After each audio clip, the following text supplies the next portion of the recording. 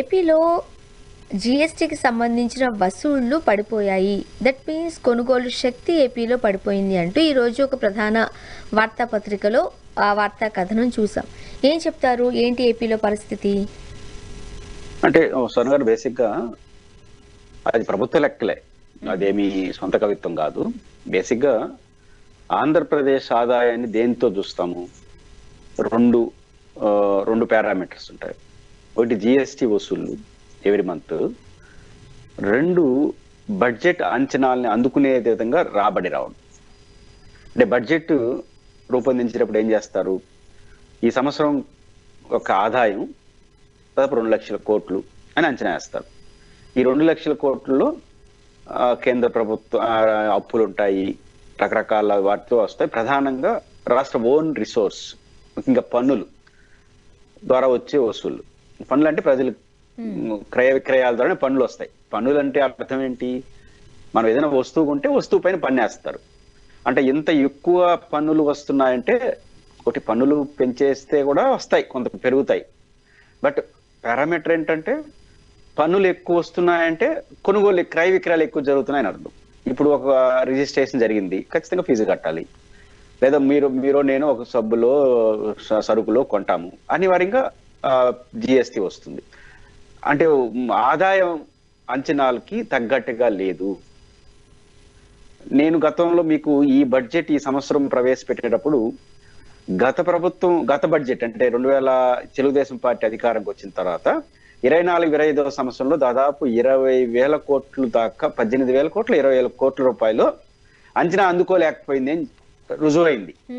నేను ఈ బడ్జెట్ ప్రవేశపెట్టినప్పుడు ఒక అంచనా చెప్పాను మీ ఇంటర్వ్యూలో.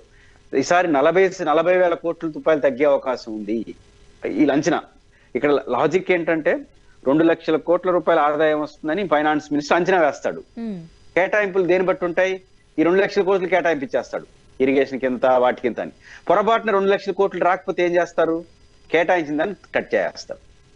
అంటే ఏదైతే ఇప్పుడు రంగాలకు కేటాయిస్తారో, ఇరిగేషన్ 10,000 కోట్లు అనుకోండి, ఆదాయం తగ్గిపోతే ఏం చేయాలి? దాన్ని కట్ చేసేవాళ్ళు.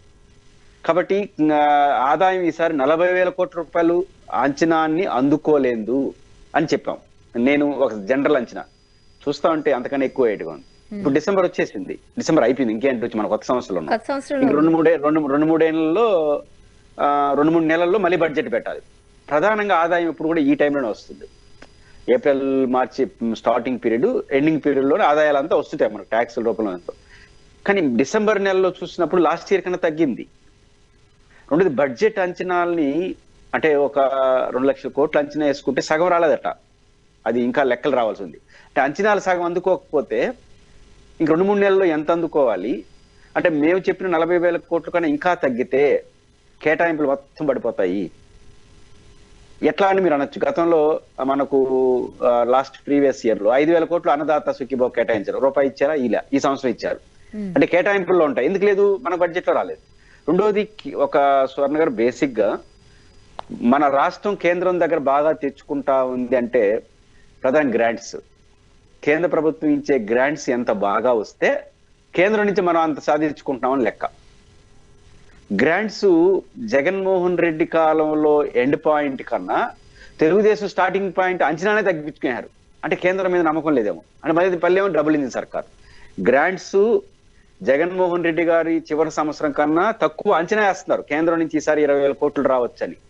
జగన్ గారు 30,000 కోట్లు వేస్తే మీరు అంచనా 20,000 కోట్లు వేస్తే అది కూడా రాలేదు. అంటే జగన్మోహన్ రెడ్డి గారి ఎండ్ పీరియడ్ లో కేంద్రం నుంచి వచ్చిన గ్రాంట్స్ కన్నా డబుల్ ఇంజిన్ సర్కార్, బీజేపీతో కూడుకున్న సర్కార్ సగం రాలేదు.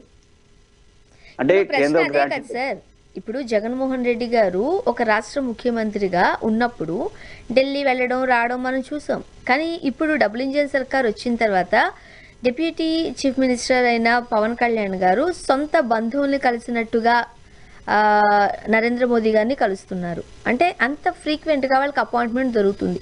పదే నారా లోకేష్ గారు కేంద్ర మంత్రులను కలుస్తున్నారు, వాళ్ళతో ముచ్చటిస్తున్నారు, మాట్లాడుతున్నారు. వెళ్ళిన ప్రతిసారి రాష్ట్రానికి ఏదో తెస్తారనే ఉద్దేశమే ఏపీ ప్రజల్లో ఉంది. బట్ ఇప్పుడున్న పరిస్థితులు చూస్తుంటే ఇన్నిసార్లు ఢిల్లీ టూర్లు వెళ్ళి వస్తున్నారు, కానీ గ్రాంట్లు తెచ్చుకోవడంలో వాళ్ళు వైఫల్యం చెందారు అని అనుకోవచ్చా? ఎందువల్ల అయి ఉంటుంది? మీకు ప్రధాని నేను చెప్పాను, జగన్మోహన్ రెడ్డి గారు ఎండ్ పాయింట్ లో తీసుకున్న గ్రాంట్స్ ఇంత వస్తాయి, 30,000 కోట్లు వస్తాయని అంచేసారు అనుకోండి.